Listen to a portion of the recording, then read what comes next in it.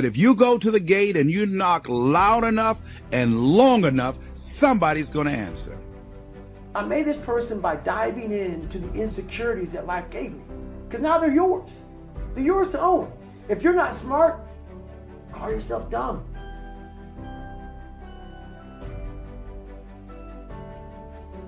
Hey there! It's hard to find good help for many people today. With so much information, it's easy to feel overwhelmed, and that you don't have any way to sift through the noise. Luckily, motivational speakers can help. Subscribe to us for endless motivation. See, when you ask people to become a no matter what person, something inside of them begins to tremble because of the fact that we aren't accustomed to saying, I'm going to make this happen. Most people won't do that. Won't take that kind of stand and saying, I'm going to make this happen no matter what. That takes energy. That takes conviction. That takes a determination and a mindset. I'm going to do this. And I say that once you make the commitment, and that's what Goethe meant, and that whole piece that he says about commitment, he says, once you make a commitment, providence moves too. All kinds of things happen that never would have happened. A whole stream of things happen that you could never anticipate it. I know that. And I think that Longfellow was right, who said, if you go to the gate and you knock loud enough and long enough, somebody's going to answer. And that's the same thing with anything else in life. I wasn't really smart in the books, but I was real smart when it came to life. Yeah. Honestly, the greatest lesson she ever taught me is a lesson that she doesn't know how much she taught me because she wasn't much in the teaching mode. My dad took her soul. But what I did as a young kid is I observed everybody. And I was able to sit back and watch her mistakes. I was able to see how she struggled through life and how I don't want to struggle through life. And I was able to see she never picked me up. The biggest thing she did for me, and this is honest to God truth, and she doesn't even know she did it. When I would bust my ass, and I would fail, when I was at the bottom of the sewer, she never picked me up. She never gave me that cookie and said, hey son, it's gonna be okay. She didn't have time for that. And sometimes she gets upset when I talk about my past because it paints her out to be not the best mom. If I had any kind of mom in that kind of environment, I would have never made it. Because she forced me, for every reason, she forced me to, you better figure this out or you're going to be a statistic. And this is something that she didn't sit down and tell me.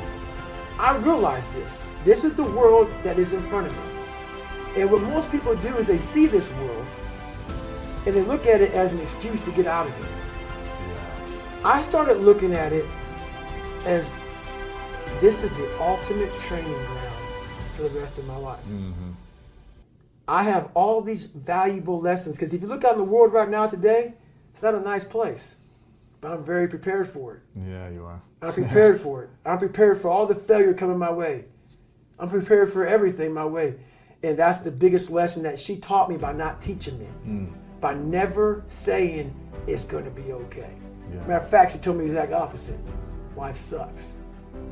That's what she knew. And it was the truth. And so I saw that. And so I started at that point in my life. I have a lot more failures as you see in that book. But I started down the road of, instead of the path of, least resistance, I started choosing the path of most resistance to prepare myself for the journey that was coming my way. Wow. And most kids don't prepare themselves for the most resistance. No. They want to get out of things. They want to get out of things. Get off the hook. Right. Don't put in the extra reps. Right. They want the easiest path to get to the top, right? Right, exactly. Finding the pain, and I talk about do something every day that's painful. Right. In that good structured environment. You've been doing that for the last couple of years now. It's like you work out every day, you haven't missed a day. I've been doing it for the last 20 20 years of my life. 20 years? Or did they say 2 years? No, 20-some years of my life. 20, every day you work out. So I used to take one day off a week. I used to take one day off a week. For the body to recover, right? Makes sense. But that one day off was an active recovery day where I would get on a trainer and ride for like 2 hours. Wow. But at a zone 1 heart rate, very low heart rate, and I replaced the carbohydrates in my body while I rode, because the best way to recover for me is to do something at a very low heart rate, because therefore your blood's flowing through your body. Yeah. As your blood's flowing through your body, refuel it with the nutrients, because then your blood's flowing, the nutrients is going through all your cells in your body. All that glycogen is now flowing at a low heart rate. So it's not burning it, it's refueling it. Yeah. So every Sunday used to be that. And it kind of snowballed into, as human beings, we believe, like so many people, before I give them a workout plan, they're talking about recovery. Everybody that hears me speak, they want to go straight to recovery. Work out first. Huh. Work out first. Before you talk to me about recovery, How to recover, yeah. work out first. We are always looking for, like whenever I talk to people, people take my words and they put it in a way to where they want to feel comfortable. This guy, you know, they want to put you in a box. They want to put a title on you. No, you're putting a title on me to make yourself feel better about yourself. If you read this book of mine and you see where I came from, this person was not built. This person was not made by God. This person was built. I made this person. I made this person by diving into the insecurities that life gave me. Because now they're yours. They're yours to own. If you're not smart, call yourself dumb. It's okay, because you are. But take that not as you're putting yourself down. If you're fat, call yourself fat. I used to be 300 pounds. We want to talk so soft to ourselves. We're looking for that recovery day. And that recovery day is everything in your life. Everything in your life is a recovery day. We're looking for it. It's not coming. It's not coming. Get over that recovery day. And that's the mentality I took with me. I want to share something with you that's relative to critical options, because we all have them in our lives. And I want to ask you a question. What is the focus of your life? What is the focus of your life? In life, you have a critical option. You can take a stand in your life, or you can follow the crowd. See, people who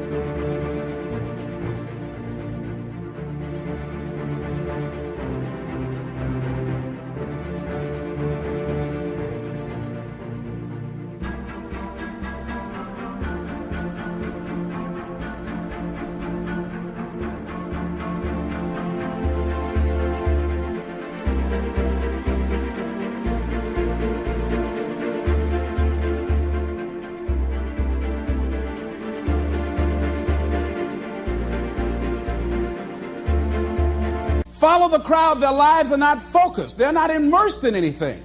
People who take a stand, they're living a life that has some power, a life of achievement, a life that has some meaning.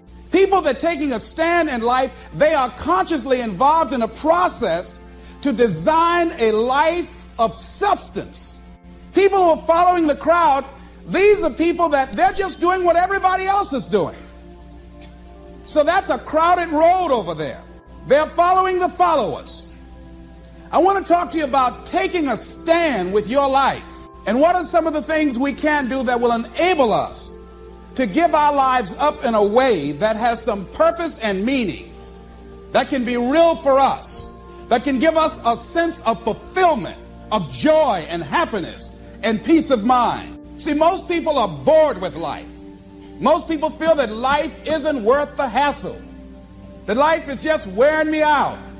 It's boring, it's monotonous. I have nothing to look forward to. Here we go again, another Monday morning. TGIF Day, thank God it's Friday. Here we go again, oh boy.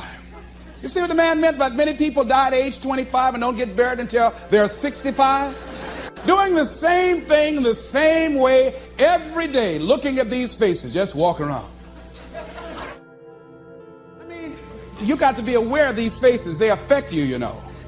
Try to stay around pleasant faces, and if you have an unpleasant face, try and smile more. It's good for your health.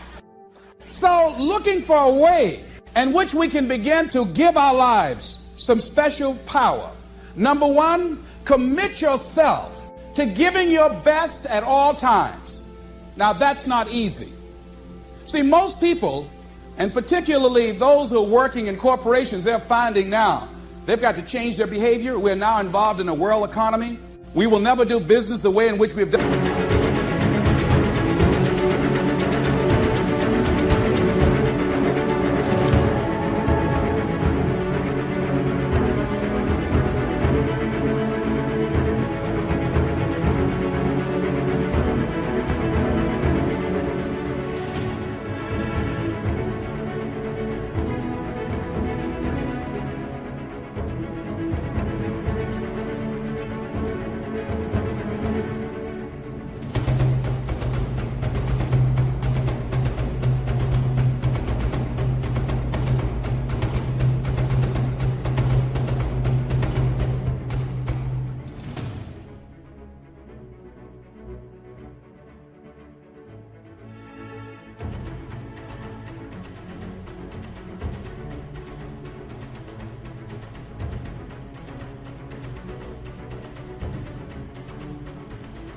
Business in the past. We will never be able to, in the American workplace, do just enough to get by.